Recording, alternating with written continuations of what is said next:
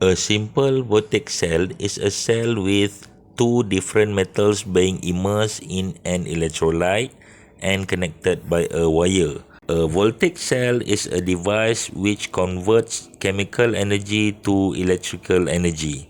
The chemical reactions that take place inside the cell cause the flow of electrons and hence electricity is produced. A simple voltaic cell is made by placing two different metals in contact with an electrolyte. The metals act as the electrodes for the voltaic cell.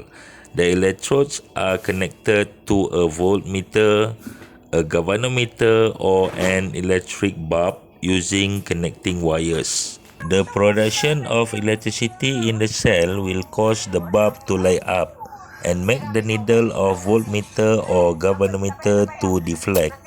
A voltaic cell is also called a galvanic cell. In this cell, zinc and copper metals are used as the electrodes.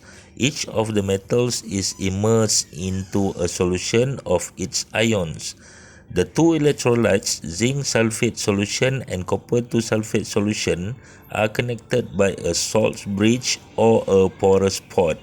Function of a salt bridge or a porous port are to prevent the two electrolytes from mixing and to allow the flow of the ions so that the electric circuit is completed. A salt bridge is made from a piece of filter paper soaked in a saturated solution which does not react with the two electrolytes. Examples are saturated potassium nitrate solutions, saturated sodium nitrate solution, and dilute sulfuric acid.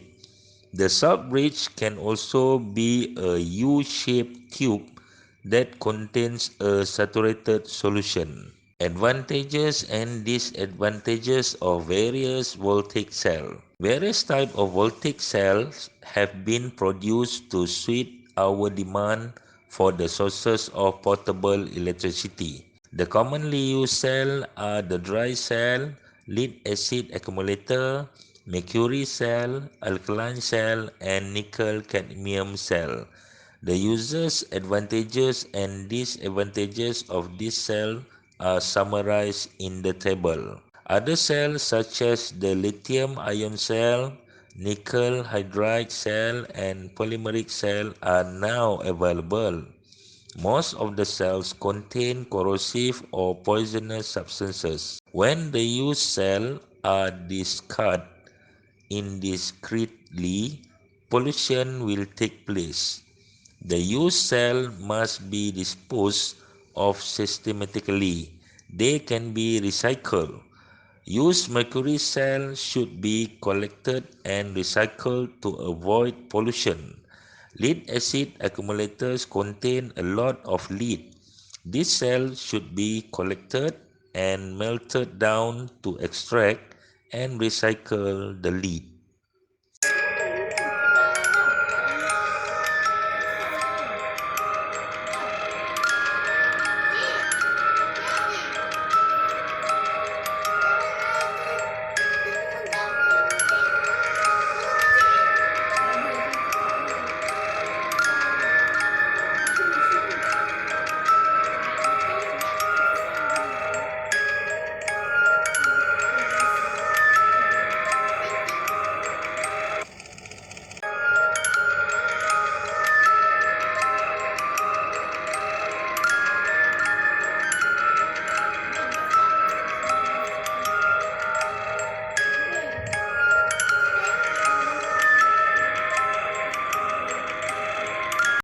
The electrochemical series is an arrangement of metals based on the tendency of each metal atom to donate electrons. The greater the tendency to donate electrons, the more electropositive is the metal, and the higher it is in the electrochemical series.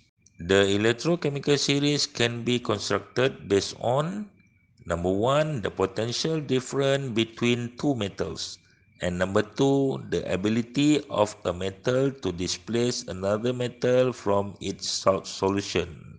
Constructing the electrochemical series based on the potential difference between two metals. In a voltaic cell, two different metals are used to create a potential difference, which is shown by the reading of the voltmeter. The greater the voltage produced by the cell, the further the two metals are in the electrochemical series. When a voltmeter shows a positive reading, the metal that is connected to the negative terminal of the voltmeter will be the negative terminal of the cell.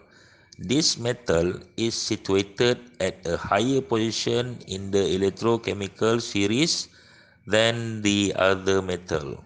Constructing the electrochemical series based on the ability of a metal to displace another metal from its salt solution. A metal which is situated at a higher position in the electrochemical series is able to displace a metal below it in the series from its salt solution.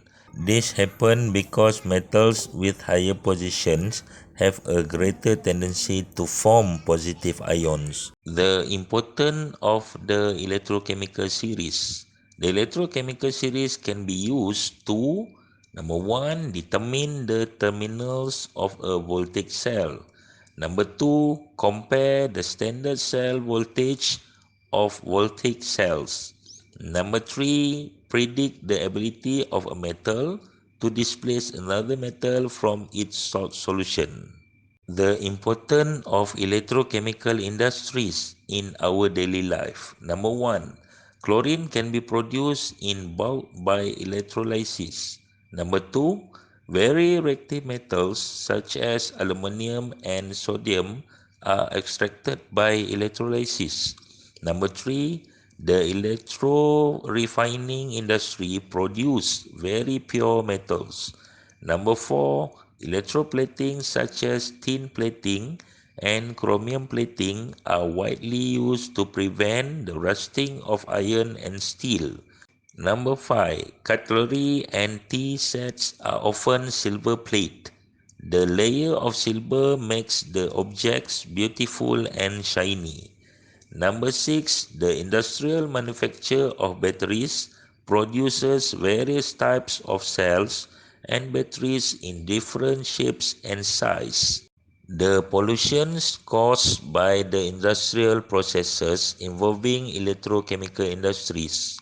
Number one, the electroplating industries produce pollutants such as poisonous heavy metal ions, chemical which alter the pH of local water sources, and poisonous cyanide ions. Number two, the use of mercury electrodes in electrolysis can cause air and water pollution.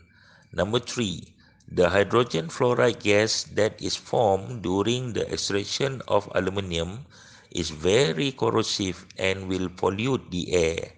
And number four, used mercury cells are a danger to the environment. Chemical waste from electrochemical industries may be poisonous and can endanger our health. Therefore, this waste must be treated and disposed of in a safe and orderly manner.